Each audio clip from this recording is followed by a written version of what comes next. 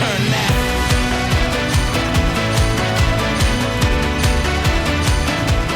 All right, here we go. Section 325 podcast, our 24th episode, and we're already getting mothered by 7-9 Media right off the get-go.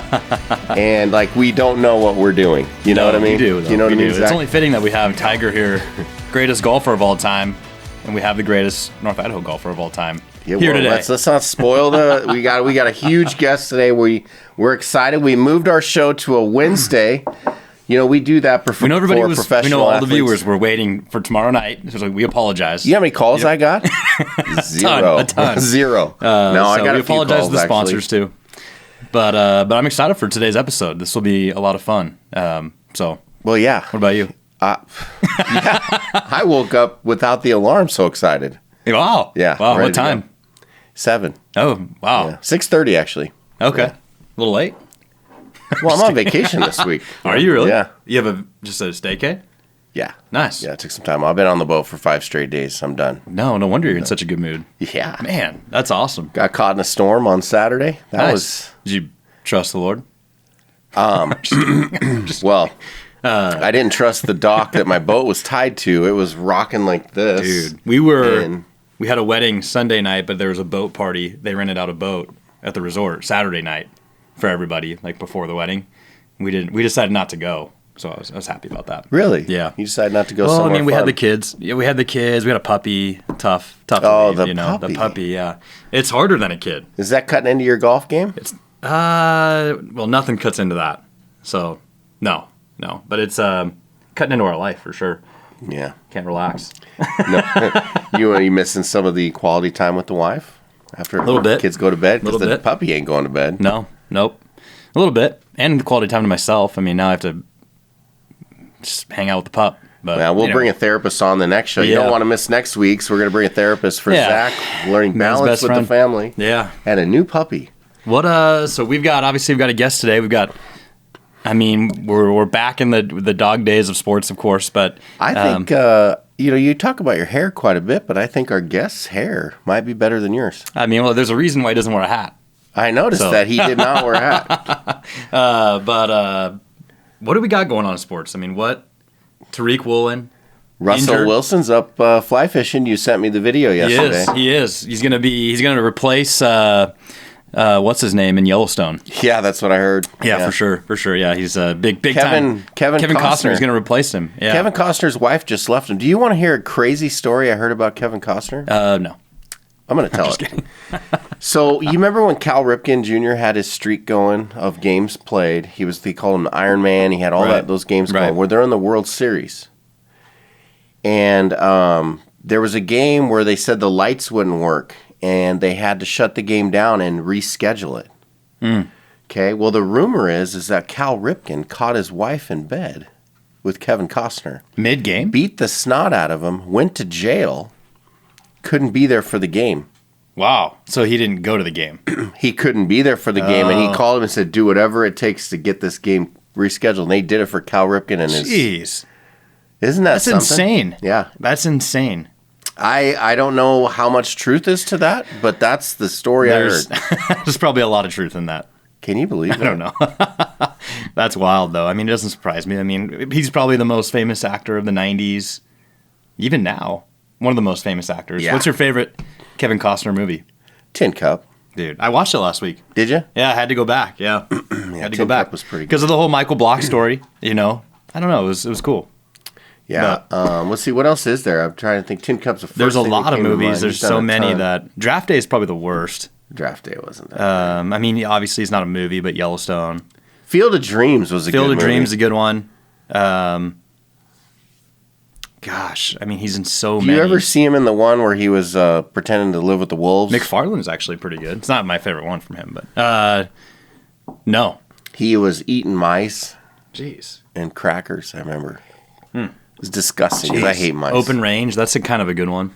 There's Tin Cups, hats on backwards. Mr. Brooks, what was that one again? That was kind of. I That don't was know. like, wasn't that like a Why are we serial talking killer about one? Kevin Costner? I mean, What this happened? is. I don't know, but Started with Russ's hair. Yeah. And then we got into Kevin Costner. Yeah. I mean, Russell Wilson, out fly fishing. I'm sure he does it all the time. I'm sure he's an expert fly fisherman. So hopefully he's catching some targets because. You think he wakes up in the morning, he's like, hey, what's up? Did you see he's down like 40 pounds? He needed to. Yeah, he cut like 30 to 40 pounds. He was too thick. And he was thick. Yeah. He was a thick boy. Yeah, but he looks lean now. I don't know if that'll help him or what, but he had to. He needed something. Maybe he's been spending some time out on the ranch. Yeah, maybe less time. Yeah, maybe. Look at him there. Dangerous. Yeah. Dangerous. He always struck me as a guy who really probably has to watch what he eats because he's not safe. That looks like me. Wow, he's thicker than a bowl of oatmeal on that. Oh, man. Whiz. But Gino doesn't have that problem. He literally looks as thick as me right there. Gino doesn't have that problem. Gino's lean. I mean, you think about that. I mean, we're all running around just trying to make ends meet and try to keep ourselves in shape. But Russ has probably a full-time chef, everything at his disposal. His job is to stay in shape, and he's still probably going to find all this stuff out by our next guest and stuff that's happening to him. Right. But Gino doesn't have that problem. No. Gino's as cut as could be. Gino, did you see the way he spins the ball? I saw some of the videos from their practice, yeah. He spins that ball I don't think there's any better spiral. I mean... There can't be a better... I've never seen a better spiral. I mean, it spins tight, quick. Yeah. It's got a lot of just rotation. Looks beautiful. Yeah. It looks kind of like me when I hit a golf ball. Just pure. You hit a nice golf ball. I always remember the one... There's 2 rounds that I remember. One, I was playing shot for shot with you at the Idaho Club, but I was playing well. Yeah. But I would get pars and you were getting birdies. And then there was one hole. I'm on the green and you're on the fringe. And I'm like, okay, all I need is this putt and I have a birdie. Well, I missed it. Tap it in. You chip off the fringe, get the birdie. I was pissed. And then that other time at the resort, this is going to be a good episode because how you feel when I play with you, that's how I feel when Russ plays with me. It's humiliating. Yeah, so, anyway, I'm sure I humiliate you a lot there. Well, there was one time where I could hit the ball pretty far off the tee. Yeah. And you hit it a little further. But there was one time... Can you repeat that? There was one time I thought I hit a good one. And I'm like, where's your ball? I thought you were about 50 yards in front of mine. I was like, 50 yards? Yeah. I was embarrassed. Yeah, you should have been. You should have been. I just went up and hit my ball and quietly walked up to the...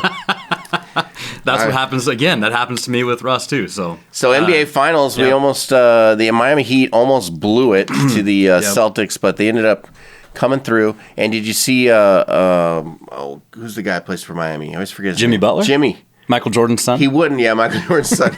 He wouldn't hold the trophy for the just because it wasn't finals. Good enough? He goes, I like that. I mean, I want to hold the big one. I like that. One. I mean, that's what it, no one celebrates conference finals. Do you think the Heat, though, are going to beat Denver? I don't think Denver's so. I mean, in my opinion, the Nuggets are so good. They're so good. I mean, did they sweep the Lakers? Or pretty much swept them? Pretty much. Yeah, they did sweep them 4-0. They handled the Suns like no problem. Yeah, the Suns, I felt bad. I really wanted the Suns to win. I know. But they just have the better team. But, I mean, playoff Jimmy. You can't really, the Heat have the kind of that edge as far as the belief and inspirational story, I guess you could say. And then, to be honest with you... Eric Spoelstra's 6th NBA Finals. Yeah, well, Pat Riley's been involved in... I can't even remember the number. From being a player to a coach to the GM to in the upper office, right? He's been involved in almost 25% of all NBA finals. Jeez. Pat Riley. That's incredible. That is incredible. That's kind of like Tom Brady. I mean, at this stage, he's, is he? Pat Riley's 25% of all Super Bowls or something like that? Yeah. But, speaking of Tom Brady, now one of the owners of the Oakland Raiders, Las Vegas Raiders, sorry. Wow, flashback. I'm sorry. Las Vegas Raiders. Maybe that gel you put in your hair. Jimmy Garoppolo hasn't passed his physical yet, so... They said he could be out. Maybe a Tom Brady comeback. You can't be an owner and play. We'll see. If there's ever a time to make a rule, what other owner's gonna go play? I mean, when would they ever have to worry about that? I don't know. So this might be the first time. And then as soon as the Kraken were out of the Stanley Cup, I stopped paying attention. Yeah, and I guess the Seahawks. Tariq Woolen got injured. So we're hoping for a quick recovery there. He's getting his knee scoped. He'll be good. Yeah. He'll be back by training camp, I think. So that's good news. It'll probably be faster. They get rid of some of the swelling. Talks out of training camp sound promising, and Gino's leading the charge. And it has that feel of like we did a quick rebuild, and these guys were already on board. And we're back. Yeah. Yeah. Yeah, a lot of the top people are picking the Hawks as like the third or fourth best team in the NFC. I think Pete Carroll even he's got a little more pep in his step. Yeah, he does. He's a little more excited. It's kind of like you with your blonde tips. Dude, blondes have more fun. I've been having the best time. Best summer ever, and it's not even summer yet. I guess we can just kind of get right into it here because we have probably our first, I don't know if you classify himself as this, but first pro athlete. Definitely. I told him that in the parking lot as we're coming in. I said, hey, we're excited that you're a first pro that actually athlete. Played in a pro event. Pro event around something around that. Yep. We're on the other side of the ropes watching, right? Well, on the other side of the ropes. I've been to a few PGA events. I'm on the other side of the ropes watching. Yep. And I was nervous at just your practice round. You put a video on, right? Yeah. And he's warming up, doing his thing. I would have shanked no hat on, the hair. I would have shanked one into Rory. For sure. Driving range. Hey, will you sign that for me? Yeah, just shake. But and we've got a lot of questions to ask, so I don't know if you want to intro or you know what? Let's both bring on our first PGA Pro. Russell Grove. Let's go. Russell, welcome to the Section 325 podcast. You must be super. Is this more exciting than going to your PGA Championship event? For sure. Much more. I would imagine. Much more nerve-wracking, I'm sure. Yeah, definitely. I would imagine. So, listen. But thank you for being on, man. Thank you. I am excited. We are super excited to have you on. But I have one question I'm going to ask you before we get into anything. No. Yes. This is the question that I told you I saw you at the practice you were practicing the other day. Yeah. We saw your pad, dude, that you were hanging out at in New York.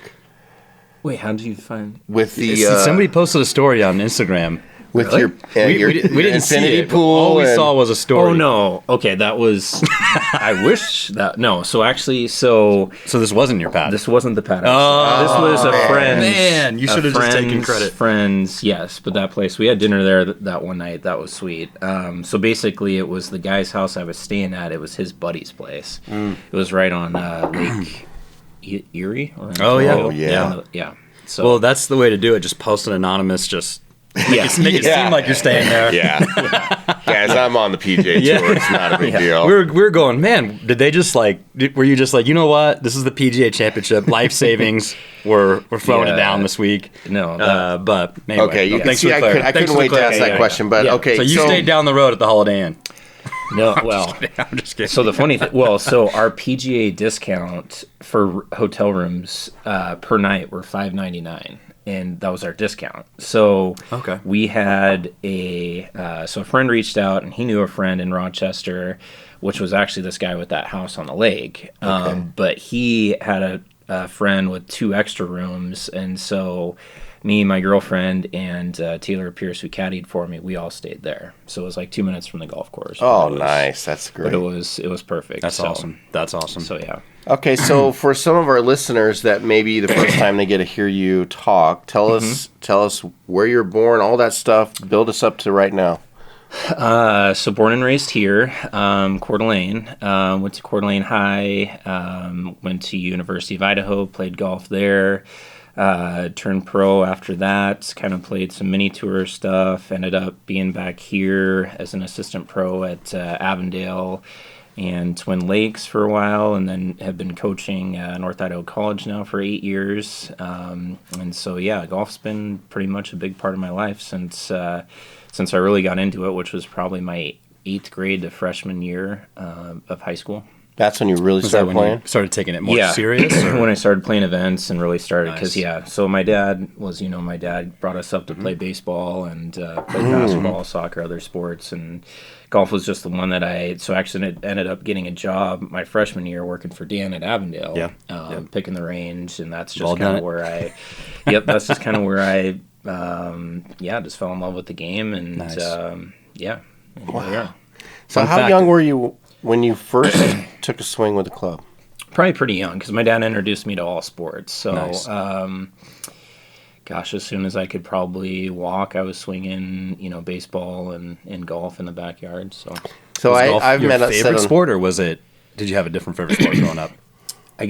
Well, baseball probably growing up. I did love the pitch, and but yeah, and then so that kind of just as I grew older, I switched over to golf. I would say Two kind of hard sports to play, going into high school and all that. Just with the differences.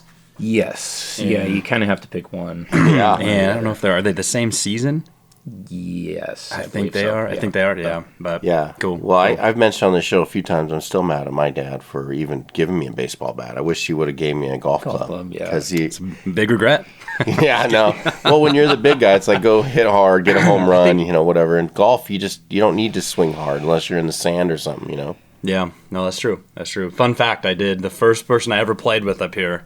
I played Twin Lakes like when I came and visited. Then first person I played at Avondale was with your dad. Oh, was it? We randomly got paired together.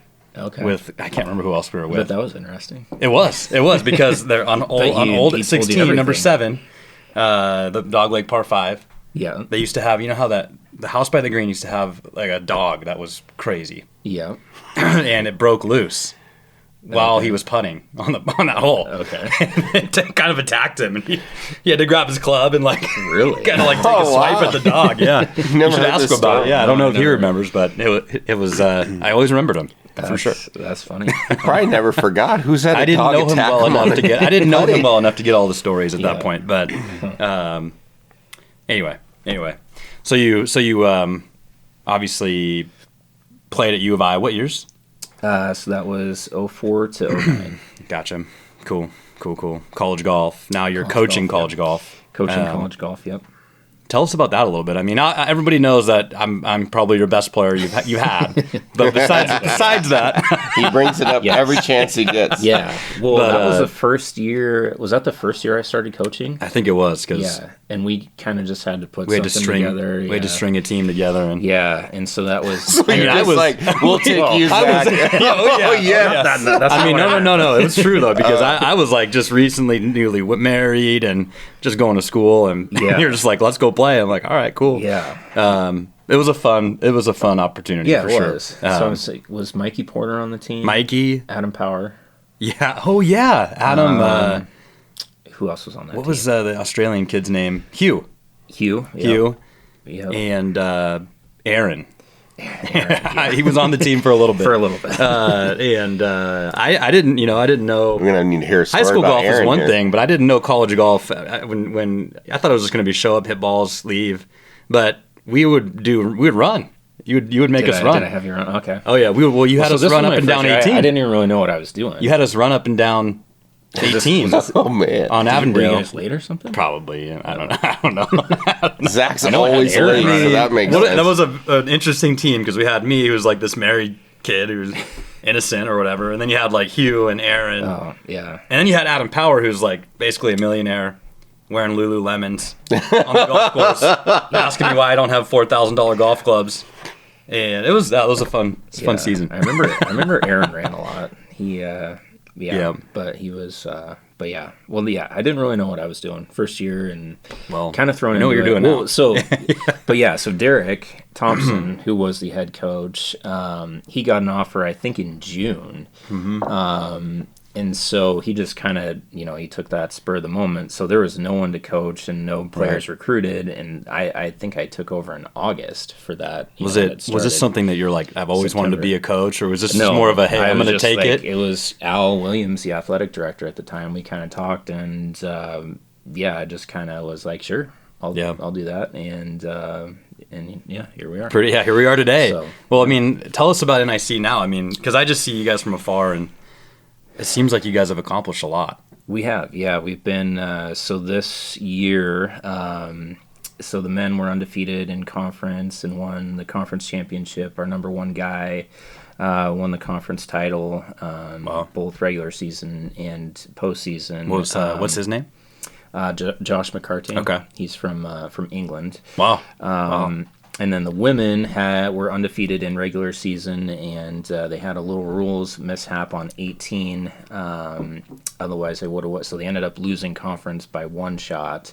So otherwise, other than that, they had a perfect season. Wow, So, that's amazing. That is amazing.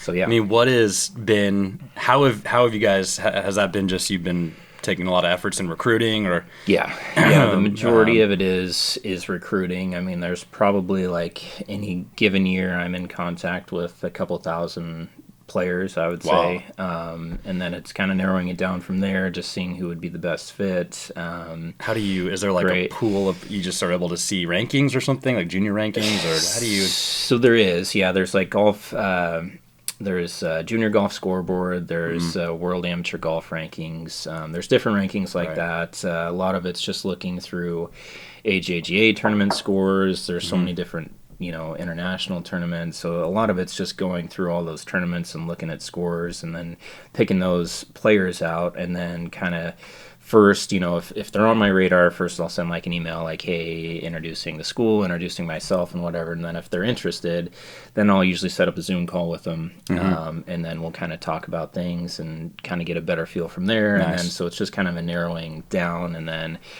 if we really get to that step, then I have them come for a visit. And so it's kind of just, but yeah, we've pretty cool. Quite a few internationals on the team. So it's kind of, I kind of work locally and then just kind of expand from there. And then, so it's just a matter of finding the right fit. I look for players that have a great work ethic, they have high aspirations in the game of golf, and most importantly that they love the game themselves, not just their parents. Man. So I've ran into that early on in the career, in my coaching career, so just finding out that they themselves have that passion and love for the game, because to be good at, or in my experience at least, to be good or great at anything, you have to have that love and that passion. So I've heard that about kids. I've had all daughters, so a lot of girls that have gone on to play softball or even basketball, one at NIC, they just sort of lost. Well, they didn't lose it. They just really never had the passion for the game because their parents were the expectations of their parents. This is how I'm paying for your college. I had when I was in Arizona, we had an interesting high school team where we were probably the number one high school team. I don't actually know that for sure, but I played number 5, and we had 4 other guys on our team were all Asian, and the top 2 were the number 1 and 2 ranked amateurs in the world at the time. Really? And both one of them is playing in Asia, and 2 of them are on the Corn Ferry Tour this year. Oh wow! Chan Kim, Andrew Yoon, and Richard Lee was another one. Not the UW guy, different one.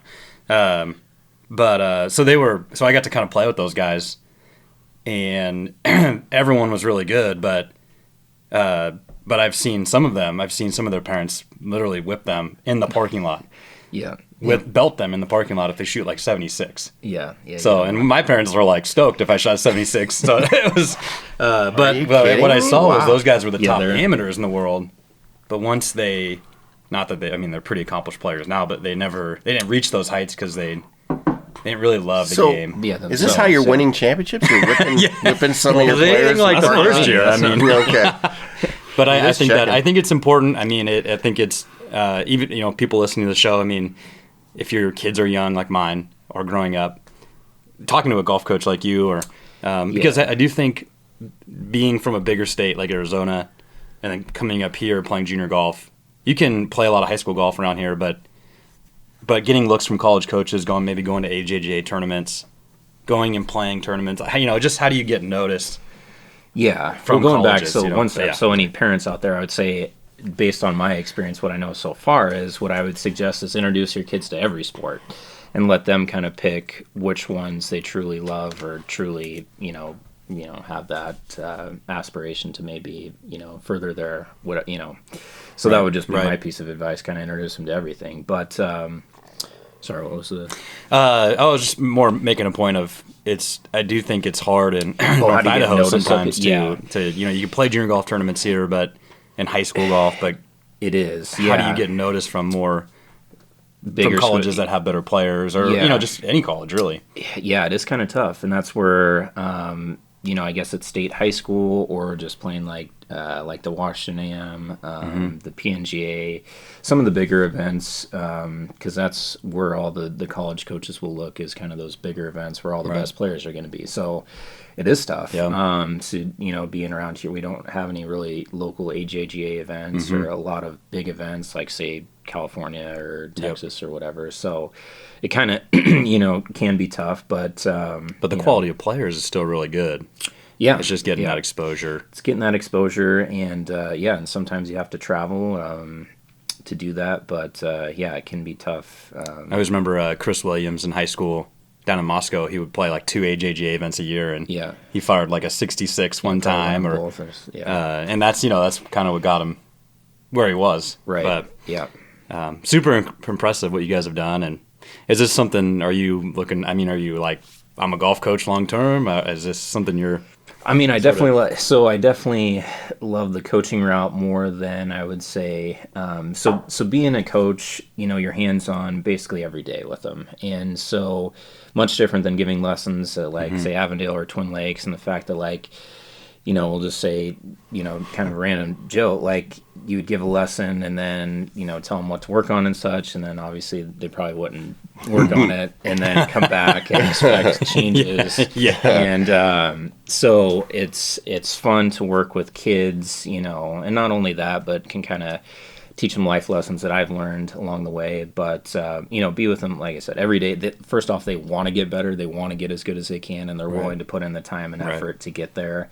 And so it's kind of more rewarding that way, I would say. Right. It has to be rewarding for them, too, to have a kind of a player coach that they can play with as well. It wasn't rewarding for me because it was just more demoralizing. But you guys are coming off a championship at NIC. Yep. How many years in a row now? 5 for the men. Wow. Five.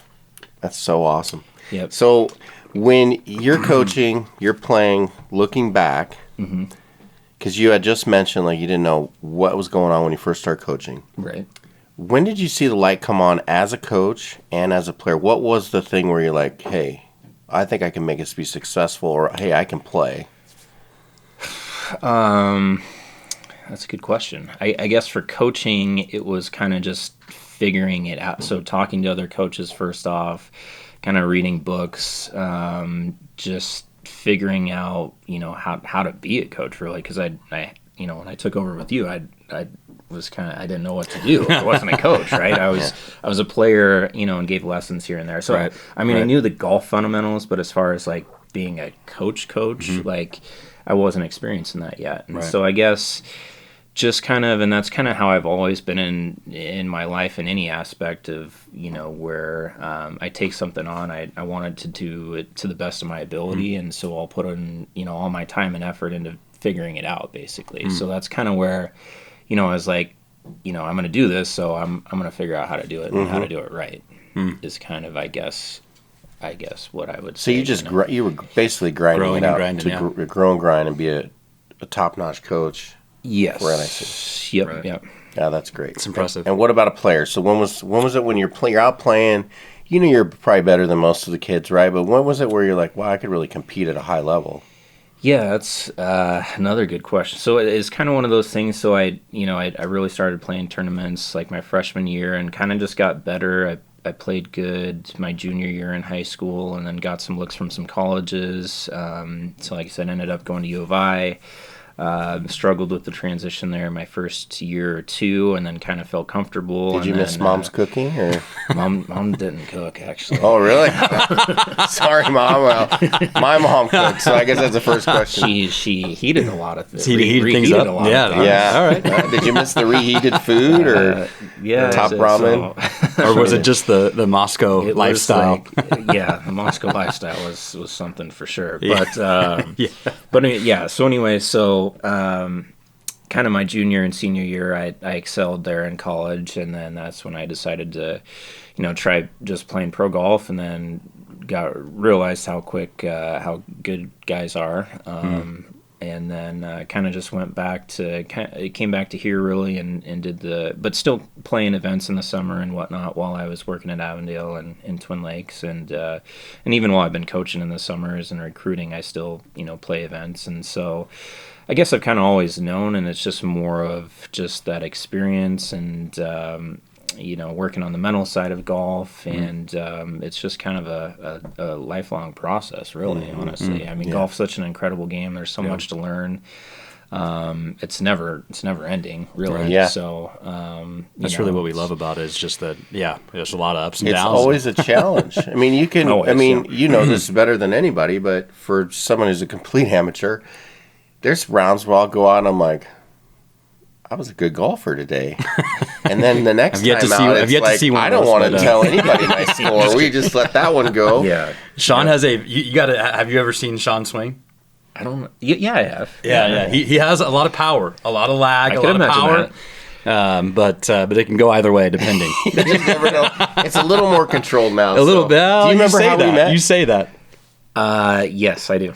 Yeah. You want to tell? We got to. Okay, we got to go into that because we had a show a couple weeks ago where we talked. We had a couple funny stories. So I don't know anything about Russell. And I'm with some clients out at Avondale. We're on hole number 3, just kind of, we're all just shooting the, whatever. And Russell pulls up in his golf cart, and he's got a young gal, probably one of your students. I don't know if that time. I can't remember. Maybe you're just doing a lesson. But he's like, hey, you mind if I play through real quick? And I was like, yeah, go ahead. No big deal.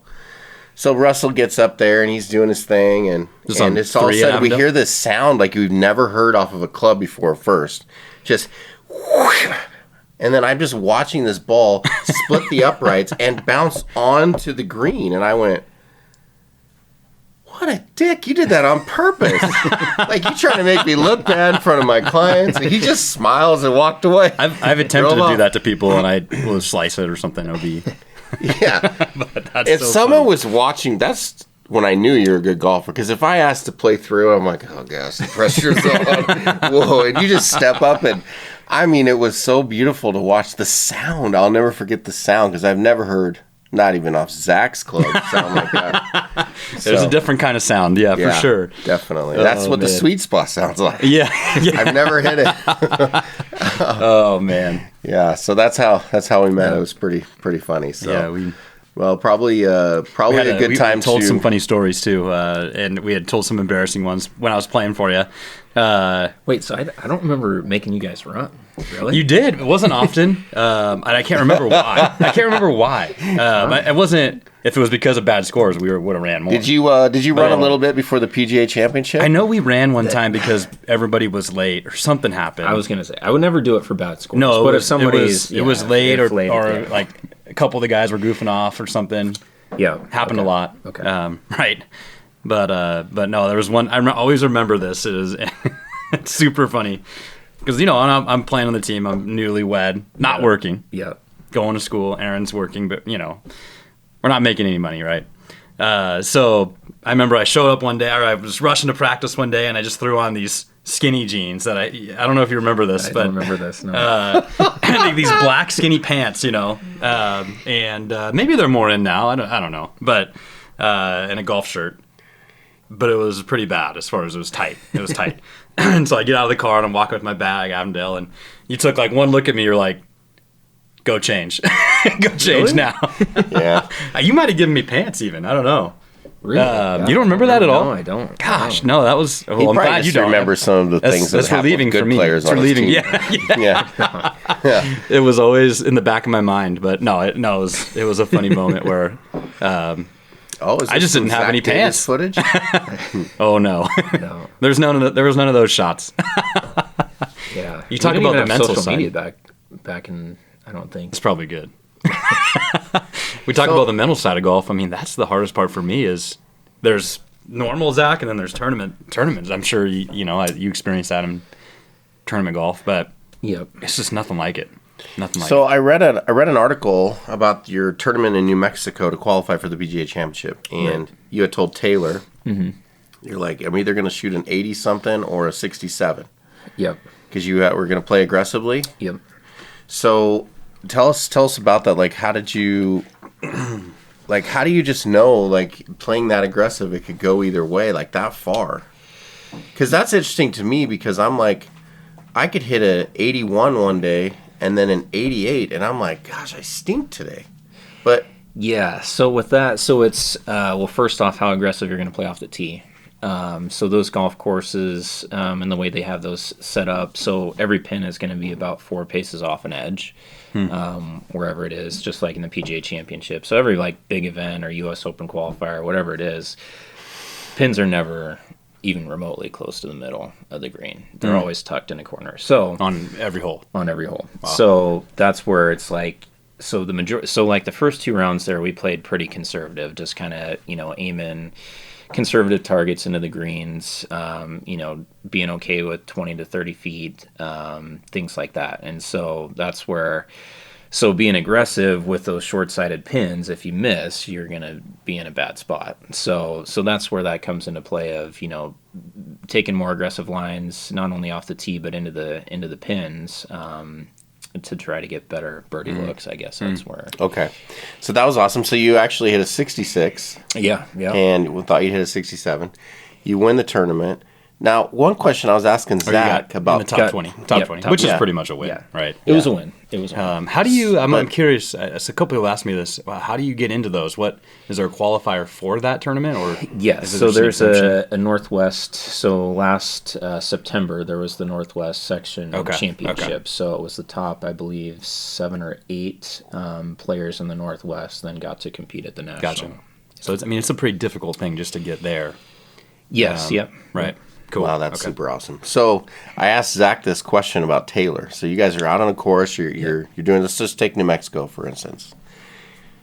If he's like, okay, let's say you're whatever out, and you're like, okay, this is my 9-iron. He's like, I really think that you should go with an 8. Are you listening to Taylor? Or are you like, you say no? So good question on that. So we write down all of our yardages in the practice round and during tournament rounds. So we actually have a separate book that. Like I can look at my 8-iron and see every single shot that I hit with it. So whether it flew and what the wind is doing and what the elevation is doing. So then we just kind of quickly look at that and be like, so we're kind of always in mutual agreement based on, and this is what one of the things I have the players on the team do is, writing those down as you go. That way you can just reference it and kind of make a quick decision based on what the wind, the elevation, the lie is, and everything like that. So, I have never done that. So that's pretty meticulous. It's pretty meticulous. Wow, that is incredible. I mean, so every shot you've ever He's not just showing up and caddying. Well, he's working out there pretty hard. He's working. Yeah, he's working hard. Yeah, nice. Yeah. Well, not every shot of it, but I think Matt Fitzpatrick actually said that he has written down every single shot for the last however many years in practice, whatever. So,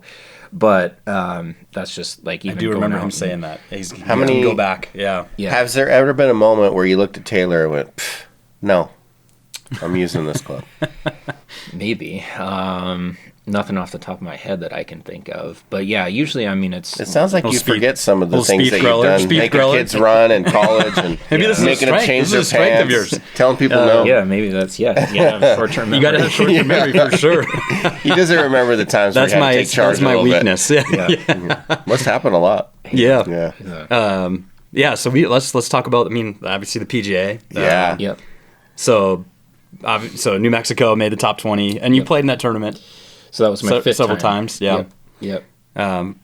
So first time qualifying, obviously. First time getting through. Yep. You've been close in the past. Yeah. First year I was actually top 8 with 9 holes to play. So after however many holes that is, so it's 4 rounds, and then it was the first time because it's televised on the Golf Channel, and right. I was watching. So they have, it was a new ball game for me. Right. I wasn't. I wasn't used to that. When you're out there with those 9 holes, that in that moment, were those things that come across your mind, or it was just you kind feel of that pressure?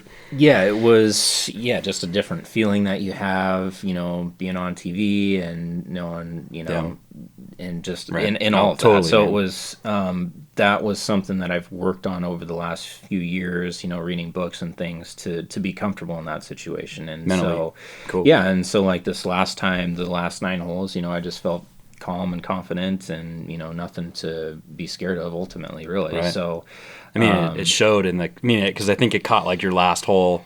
Yeah. But then it showed all your replays. Right when I turned it on, it showed. I was like, oh my gosh, and so it's just one of those things, but it's like anything, the more you do it, the more comfortable you are doing it. And so it's one of those things and that's kind of just been my personality. It's always taken me a while to get used to and feel comfortable in certain situations and whatnot. But like I said, I definitely, but once you do, it clicks. Once I do, it clicks. And cool. So that's kind of how I felt now going into the next stage of the PGA Championship, where I wasn't nervous or scared, but I wasn't comfortable, I would say. Right. You know, I just didn't feel like I was in my There's element. something to be said about being kind of in the unknown. Your first time ever to something like that. Yeah, 100%. So, and that's one thing I'm working on now is kind of being, you know, so next time I get back there, you know, to feel comfortable and confident how I can, you know, if just us two are going up and teeing it up or whatever. So yeah, talk to us about that week. I mean, what was it like? It was pretty cool for sure. Did you guys get in early? Yeah, so we got in Sunday that week. So played Monday, Tuesday, Wednesday. Did you go 18 every day, or were you like a 9-hole, split 9-hole? Up like 9 holes. Yeah, that's what most of the guys did. Yeah.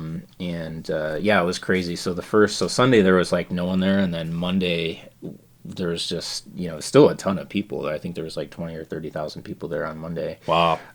So it was different, you know, kind of not different. I wasn't prepared for that type of practice round, I guess, with everybody people there. Just there watching. So you know, I'm used to just kind of doing my own thing. I'm sure in the practice rounds, like there's maybe just the same amount of people watching.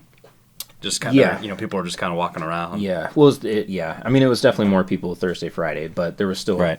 a fair share of people there. Did you just put your phone away, or did you like kind of zone out all week, or? Yeah. I was curious because you had somebody. I don't know if it was you or.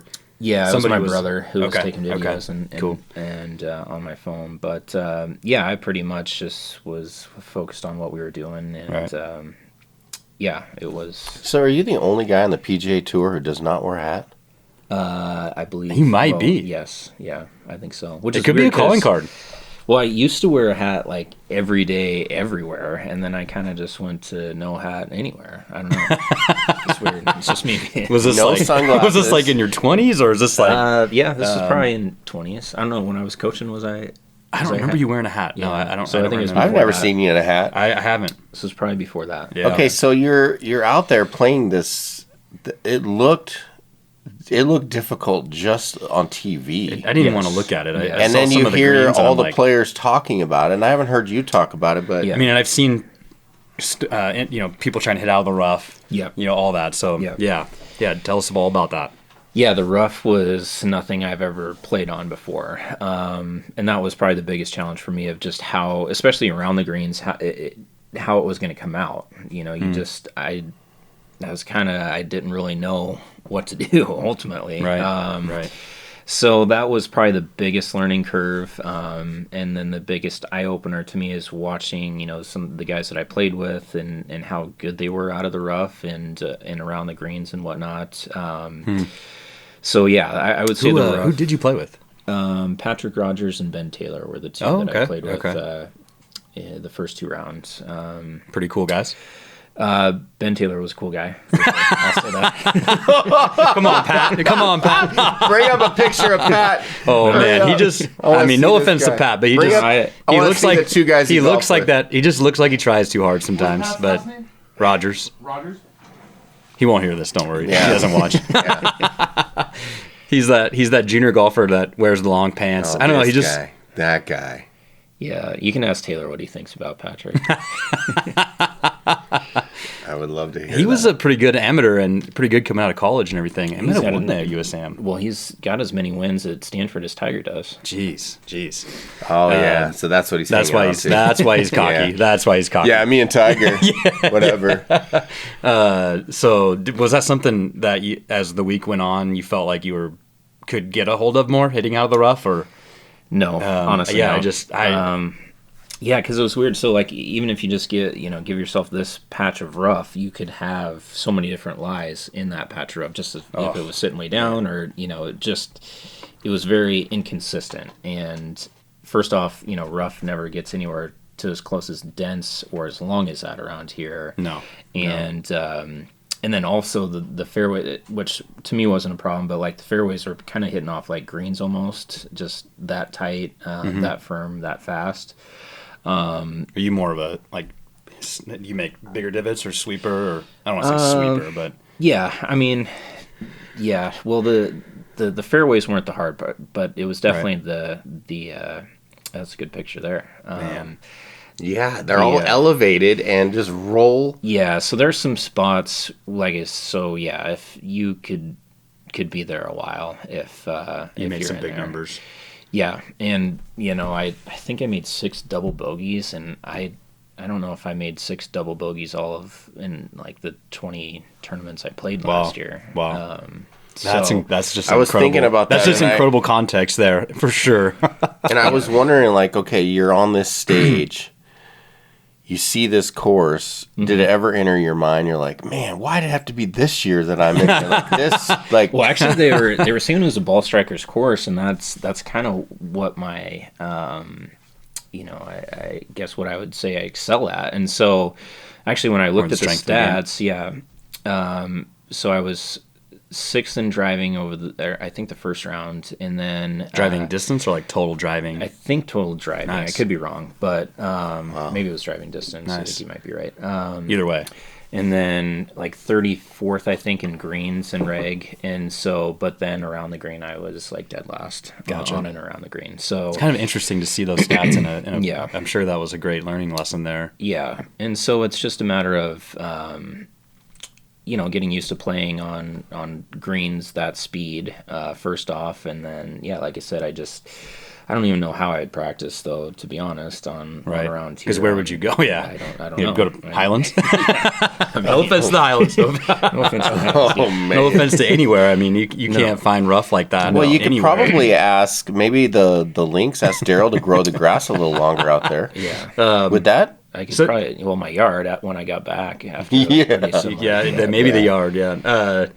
Well, you had said something to me the other day that was crazy. That Rory had only hit like 2 fairways his first round. Yeah, that was. So how do you? He shot 1 over hitting 2 fairways, and I was like, how? Because I want to go back and watch. I want to see what he. Yeah, I probably should go back and watch it because I have no idea how he did that. Man, that just makes me think someone like that shows up to Coeur d'Alene Public and shoots a 51 or something. Did you get to meet a lot of the guys on the tour? Yeah, and most of them were pretty cool. Was that just nice, you met them in passing, or was there like in the clubhouse, or how does that? Yeah, in the locker room. I was next to like DJ. Oh man, that is incredible. Was DJ doing a couple lines in his locker? Do you try to say hi, or is it just like no? Or I mean. No, I mean depending on the guy. They're all. Did you tell him you're from Coeur d'Alene and he's Gazer guy, right? Yeah. No, I mean I didn't talk to him that in depth, but no, I mean they were all and then played a practice round with Joel Damon, Denny McCarthy, and JT Polston. They were all super cool. That's cool. Ben Taylor, like I said, was super cool. And I know Taylor had been texting us and saying, in the practice round at least keeping up with all of them and almost carrying it a little bit. Yeah, I mean, I definitely was hitting it. Yeah, when Ben and Patrick was definitely quite a bit longer than them, and off the tee was probably better than them, I would say. But I've told other people this. I mean, just their short game is just miles ahead of where mine's at the moment, anyway. So. That's amazing. I mean, just being in the same locker room and. So who's that guy from Colfax that what's across from? Clarkston. Joel Damon. That's Joel. You played with him, and so you're going to be. Have you ever played potentially with him be on here? Full Swing? Yes, possibly. Potentially, because they were doing Full Swing when we played together. That Full is Swing awesome. Too. Yeah, and the lady talked to me about that. I don't, but they I guess they film like oh yes, a ridiculous number of hours, and then just weed it down. Just pick it out. Yeah, that's cool. That's cool. Sorry, what was your? I don't even remember what I was going to say. Have you played with him locally around here? It's been a while since I've played with him or seen him. We played some junior golf events together. But yeah. There's something crazily familiar about this guy. Like I've been around him and hung out with him somewhere. I think that's why people like him so much. I feel like I've spent a day or a couple hours with this guy. Like I just can't pinpoint it. We saw Gino went out after and did an over-under on if he'd shoot 85 or less. And and I was texting Gino about that, and he said, he got stuck in the rough. Was his, yeah. I mean, I remember I played Pebble, and it wasn't even grown out. The rough wasn't even grown out. It was just like February Pebble, and I tried to hit 4-iron on the par 5 up the hill. Yeah, and Just hit it like 20 yards. Yeah. You can't get anything longer than. Did you meet VJ Singh or not VJ? Tony Finau and his 19 kids. I met Tony on. So he was chipping when when actually Joel and us went through. He was on number 14. Met him and his coach. Is it Boyd Summerhays? And he was super nice. Yeah. Yeah, he seemed like he'd be a really nice guy. Did any of these guys from college at all, or have you played? Did any of the guys you played in college kind of playing that, or? I'm trying to. So the only guys I kind of played against that I'm familiar with. And Troy Merritt. I don't think he was in that field though. I don't think he was. I don't know. But Joel, of course. You guys played similar times. Yeah, Troy and I. So he played at Boise State when I played at Idaho. Nice. Cool. Yeah. And he's won a couple events in the past. Yep. So what is the next step for you as a PGA pro? Yeah, just trying to continue to get better.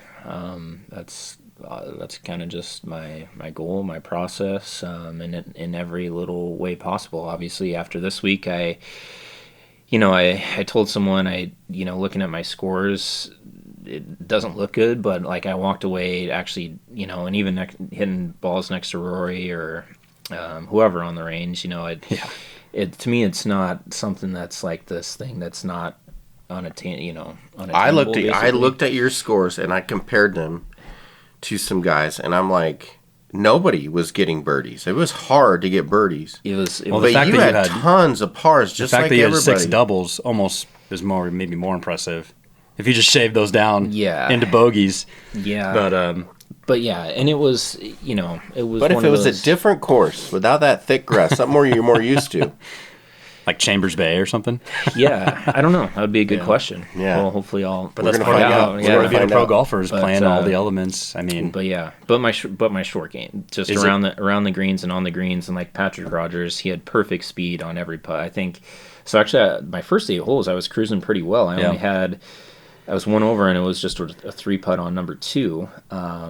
And then kind of had an unfortunate thing. Hit a tree on 9, which wasn't a bad tee shot, and then kicked like dead right. So you didn't really hit a bad shot. It just barely off and hit barely a tree. off. Hit a tree and then kicked onto a road and then over a road. Jeez. But and that kind of derailed me a little bit. So kind of working on things like that just to kind of stay in the moment and not let things like that rattle you. But yeah, and then the other thing is just I take away that I can hit it with them for sure, and it's just a matter of getting my short game to where it needs to be. So I think that is, if I were in that position, I think seeing that I can hit just as good as these guys, if not better. Right. I mean, that would be pretty motivating. It is. Yeah. I mean that's. Yeah, for sure. Because confidence-wise. Yeah, and like I said, you always hear about Rory or I guess. One of the bummers that is Tiger wasn't there. He's always been the one. I know, man. The one person I wanted to meet and was definitely gonna, do that. Introduce. We're having him on the show. You got more, and you got more in store. Yeah. You got more in store. So hopefully he heals up what he needs to heal. So who's your golf coach? I don't really have one per se. I've had a lot of the local pros help me here and there with certain things or ideas. But as far as like a swing coach or anything. Haven't really had one. Kind of just done things on my own.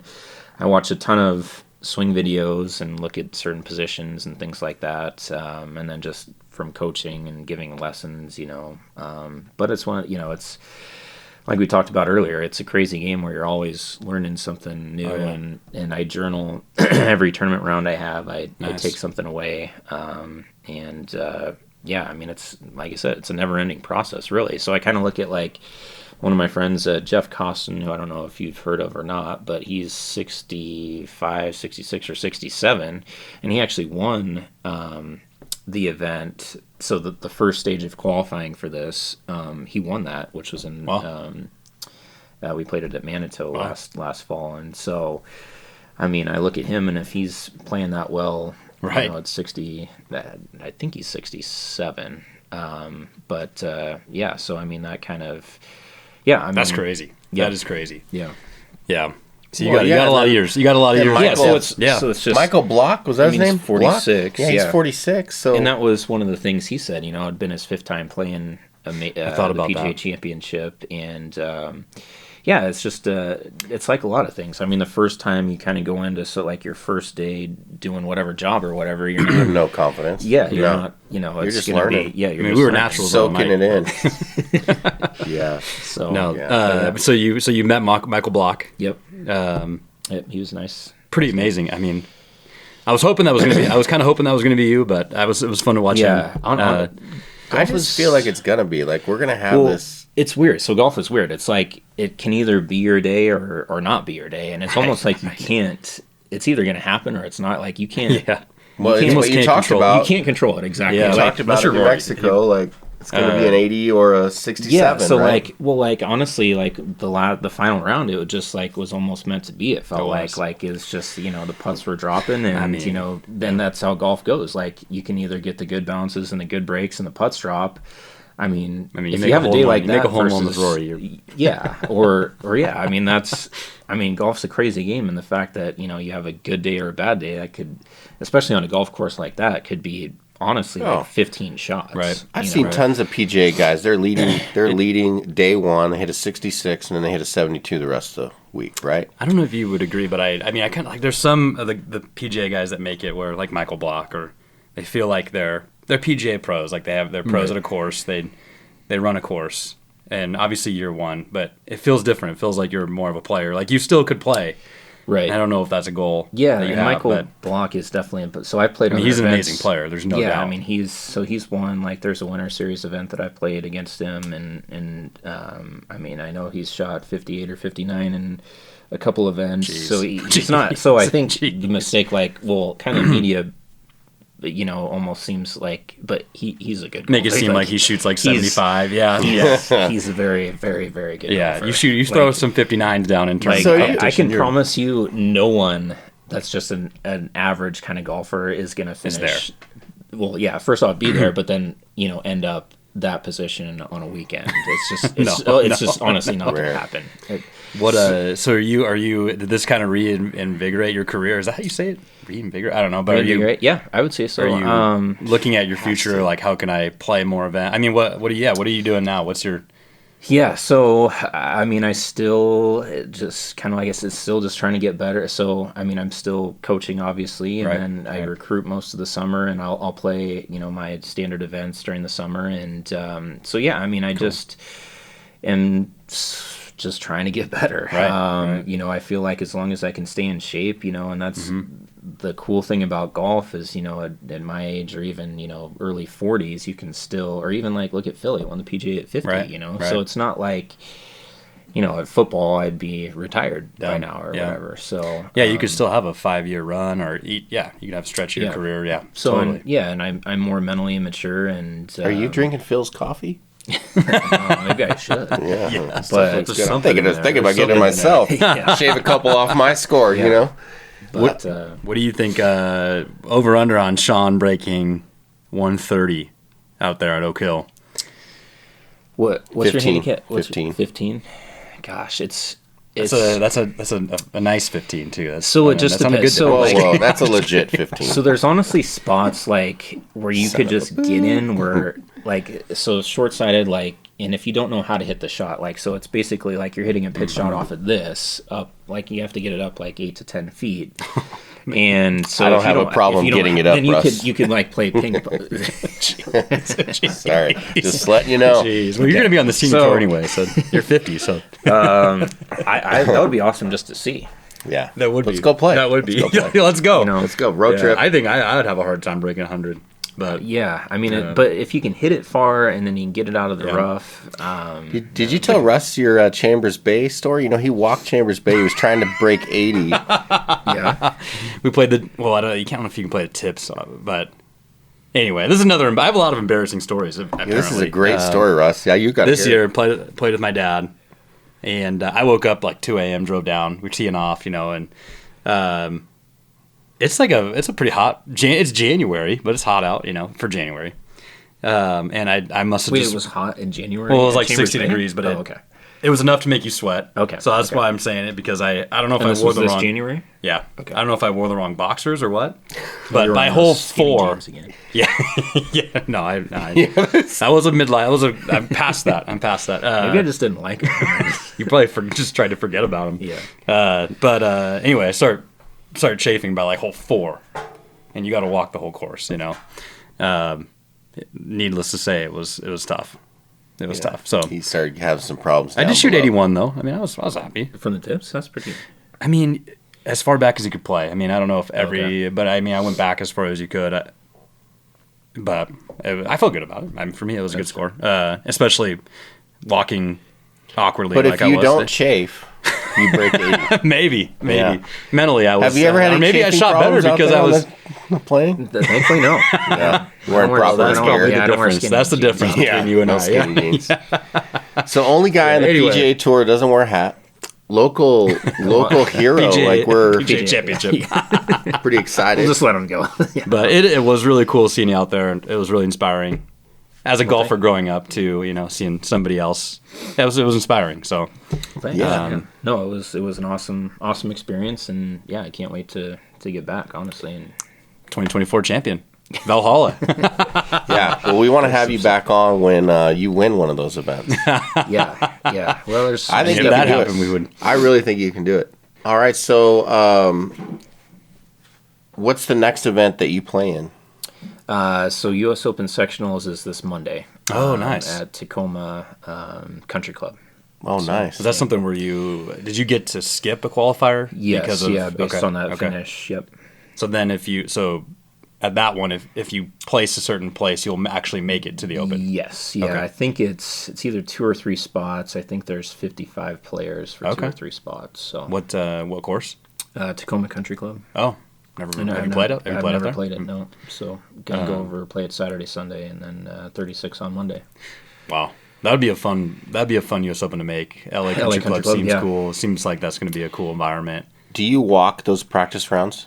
Yes. Or you do? Yeah, walk everything. Yeah. Wow.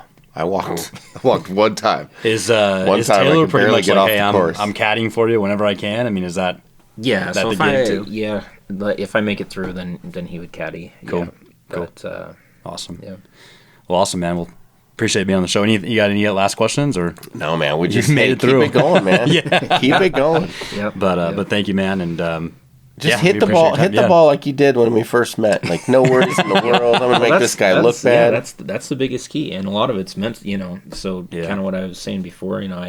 This winter I think I read 15 or more books on the mental side, being mentally tough. And, what was like what's one book you would recommend to people out there? Oh gosh, there's a bunch. The Inner Game of Tennis is pretty good. The Inner Game of Tennis. Yeah, but it's got golf concepts in it, but it's basically for any game. But yeah, there's so much to the mental side, and learning how to